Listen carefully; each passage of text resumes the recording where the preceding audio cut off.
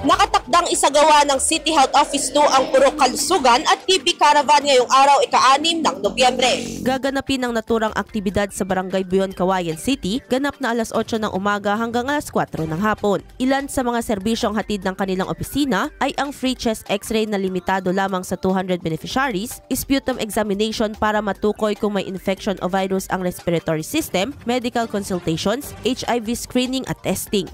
Ayon sa CHO2, nagkaroon na sila ng pre-listing ng mga benepisyaryo, subalit hinihikayat pa rin nila ang publiko lalo na ang mga kalapit na barangay na dumalo sa kanilang programa. Layunin ng aktibidad na itaguyod ang kalusugan at kagalingan ng mga tao sa pamamagitan ng tamang impormasyon, pag-iwas sa sakit at pagbibigay ng akses sa serbisyong pangkalusugan. Idol, nanunuyo ba, tumihina ang elasticity o pagbanat ng balat?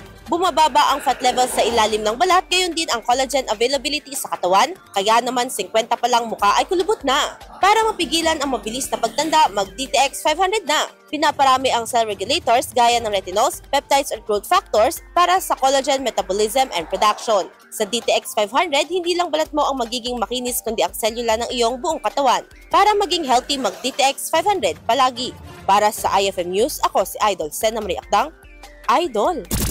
IFM News.